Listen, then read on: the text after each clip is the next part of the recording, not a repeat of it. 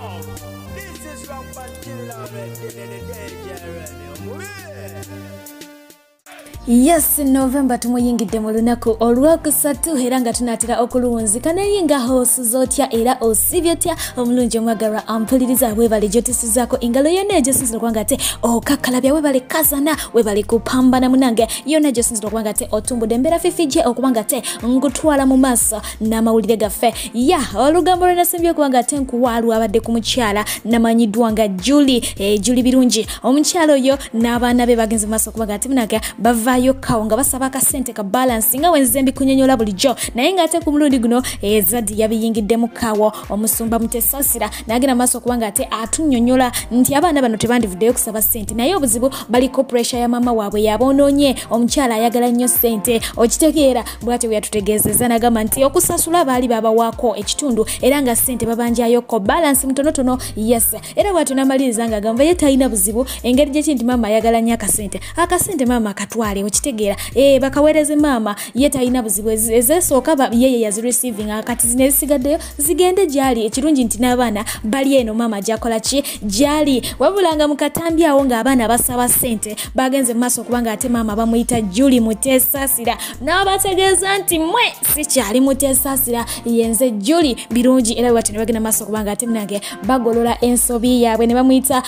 Julie mu birungi munnange nga wakola ki nga bwakyetaaga naye ng'ebimu ku ebyo taata byagenze mu maaso okuba nga ate ayogera byabadde bwebiti. I think they did it wrongly. Mama waabwe yabikoze ebyo. Yes. Mama waabwe manyi agala nnyo sente jukira twayawukana mu kimanyi. Kati sente ezasooka yazimanya baba wako 25,000 US dollars. Ezasooka. Then nababanga bampayo ko entonto nezaddakaawo ne basigalayo ko like 15 tubabanjayo ko like $15,000 kati ekizibu ekyajjira abaana mama waabwe manyi bali Canada. Yes, they're in Canada. Yabagamba boogere twagala sente biki tufanga sente gamana abaana batogera exactly what happened ekiriwo yes ate mama waabwe atakimanyi bulungi so yes nayogedde naye ne mugaza that was very wrong. Yes era banaleeta balance so yasigadde then you have to clear the air nga balese balance wa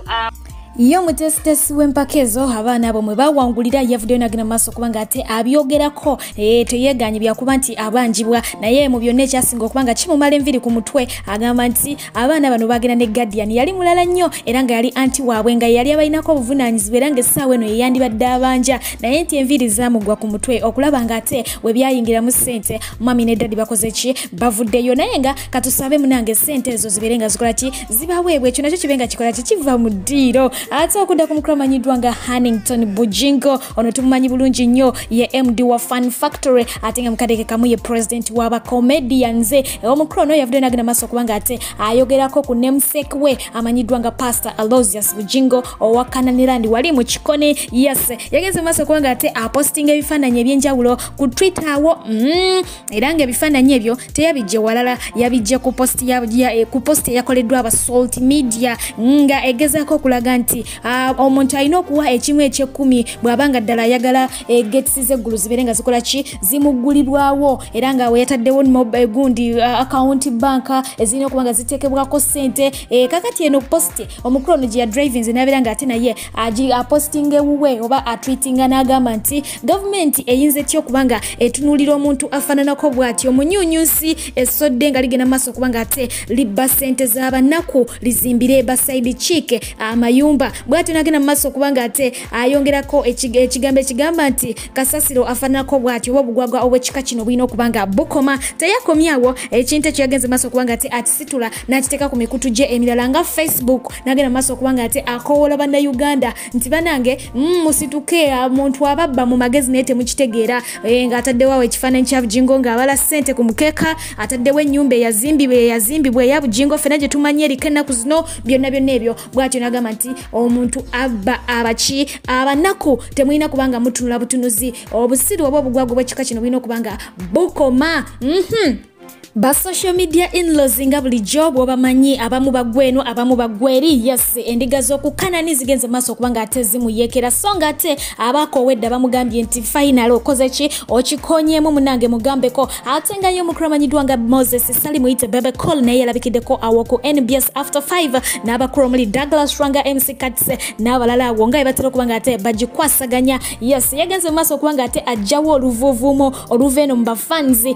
lubeerera abafanzi bagenda maaso kubanga ate bakompeyalinga abayimbi gundi asinga gundi okusinziira ku ki ku bo bye baagala kati nno yabategeeza nti ebyo mugamba mbu akayumba ka Diamond Platinumz kasinga akake simanyanga Diamond Platinumz amusinga sente amusinga ebintu biki ako kayumba ku nnyumba ezize yes ye alina ennyumba 2 naye nti nnyumba ezize nsajja nnyo buno buwero okitegeera bw'ati bwe yategeezeza so nno kansubire nti omutima gunaakola ki gunaabaka era nga yayongeddeko n'agamba nti yalabaawo ka video nga kalaga munju ya Diamond Platinumz mbu n'alaba obukabada obw'emyaka egyedda ebyo mbwe tebiriyo ye ali ku ki ali ku point awo wennyini we yasinzidde nagenda maaso kubanga atera ategeeza abawagizi baabwe nti ayagala bafunemu kobato n'omukulu amanyiddwa nga Dr. Jose Chameleone mu kuyimba olw'ensonga nti music bamulina amaanyi bagalina bakyali balamu basobola okubanga ate bakola ki bakikwasaganya era ng'agamba nti bateeza azaagalira ddala olw'ensonga nti zimuteekera ddala wala naddala mu bintu by'ensimbi aba agenda kufuna kiralu kinajjukira nti omukulu oyo yaliko mu music battle n'omukulu amanyiddwa nga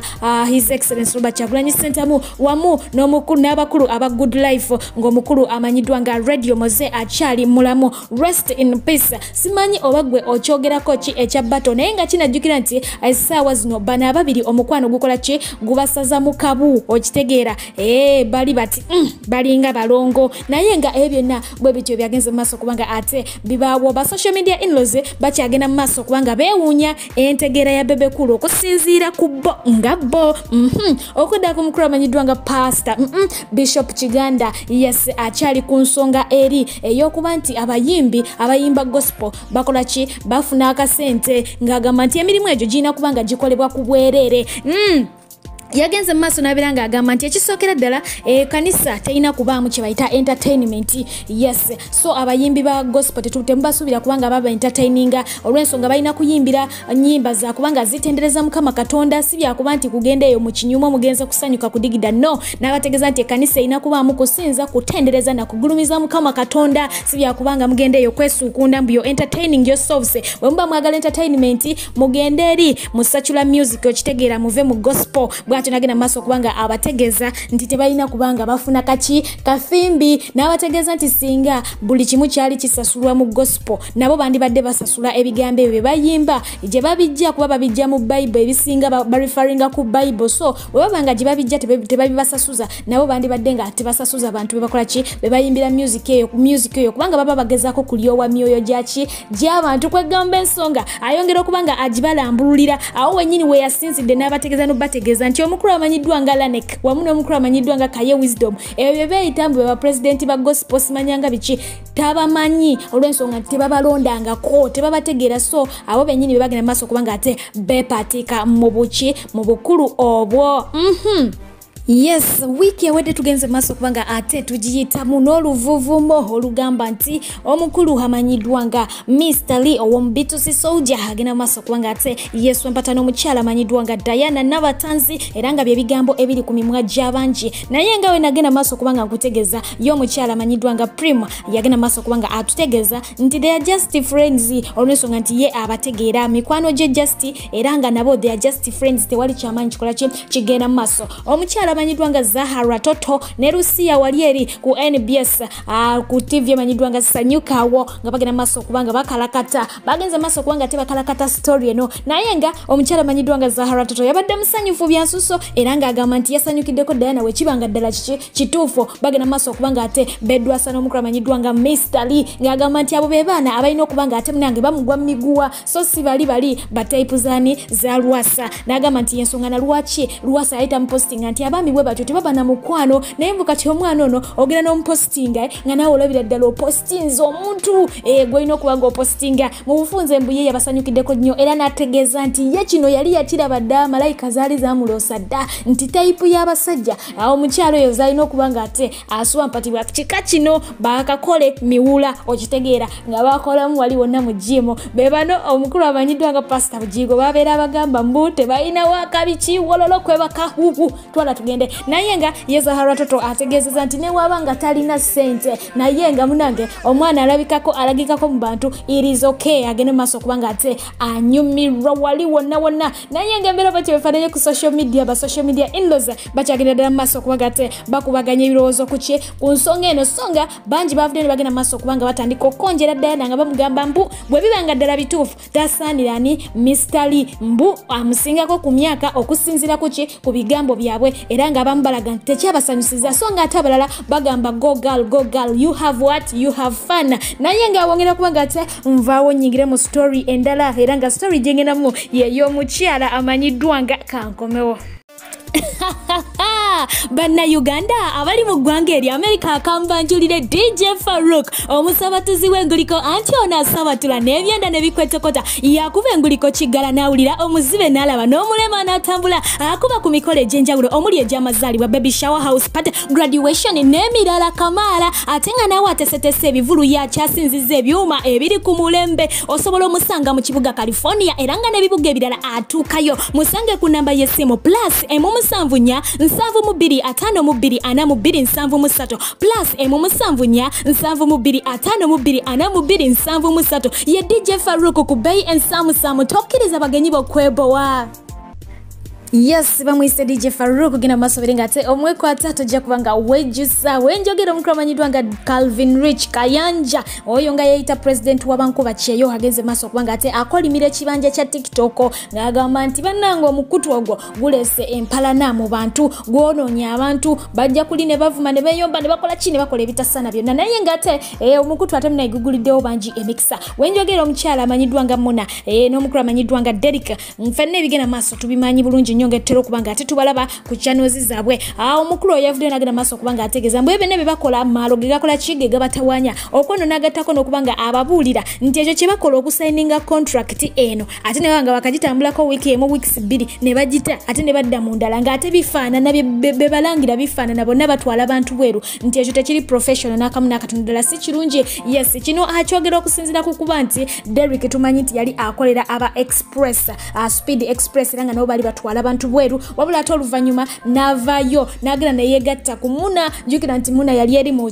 multimind nate nagenda nabera nga ate amwegattako nasayiningayo aba speed express bagenda maso kubanga ate basayininga omukulu amanyiddwa nga Aviator era nga essaawa eno mufunze yalinga yasikira ni Derick era nga agenda maso kubanga ate akikwasaganya n'omukyala amanyiddwa nga Hadija Kigozi era nga beba official brand ambassadors abeyo company ate nga Derick eno gye yegatta ku Muna kakati wabawo company yawe endala yasayiningiddwa nga ate naye twala abantu bweru sinaba kubanga tenjitegera naye ngekyo kyekyankala nnyo mukamanyiddwa nga Calvin Rich Kayanja yes lwaki basayininga ano ne badda wali ne basayininga wali nga ate wano tebana kubanga ate bakola kibagusaawo anyways ebyo webityo webiri eside eyo naye nga ye mwana mulenzi amanyiddwa nga Zex birangirangi ekiriwo kiri nti yagenze maaso kubanga afune emmotoka gye buvuddekawo naye nga agamba nti ye ebintu ebimutuseeko mu bulamu bwe tabifunye ku lwakuba nti ye nga ye wabula agamba nti ebigambo by'omukulu amanyiddwa nga Robert Kyagulanyi Ssentamu byebigenze maaso kubanga ate bimugjamu omuntu gwali essaawa eno era nga agamba amwenyumirizamu nyonyonyonyi ddala era nga amusimira ddala nti tabeerangako naye n'amugjamu kya butumba waavu wabula okubanga ate amugjamu kya magezi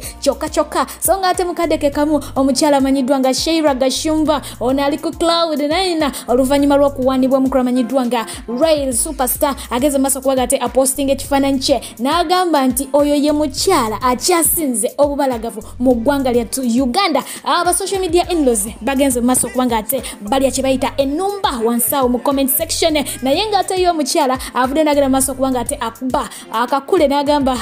kino sikirabangako nga naye mubutuufu alinga atakola ki atakikkiriza okitegeera ate yo mukyala manyiddwa nga antikaduka Chloe yavuddeyo nakolegula nagenda maso kubanga ate aposting ekifaananyi kino ekyomukyala manyiddwa nga full figure nga yenna yeesazeka people power wali wonna nagenda maso kubanga ate atekako obugambo obugamba nti yali Kyagulanyi ono okulabikako ng'omuntu entamu gye wali ofumbyemu munange togiyita kitamutamu bwati bwe yageze maso kubanga ate amulambika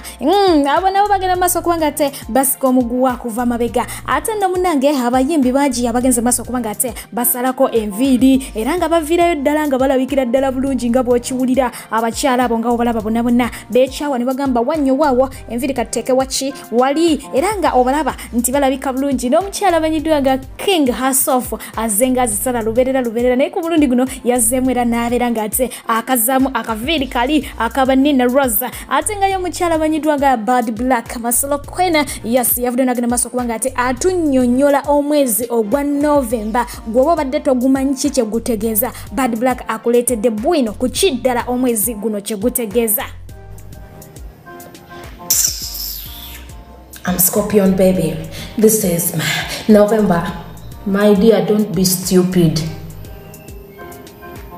November here in Uganda is for grasshopper. All scorpions, you're grasshoppers. If you're born in November, you're grasshopper, not scorpion. Here in Uganda, in every November, grasshoppers is born. Grasshopper? Is it correct word? Grasshopper. Yes, grasshoppers. Grasshopper.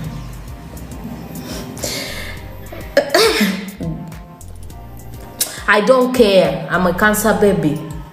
I'll go and I treat people there in hospital for cancer.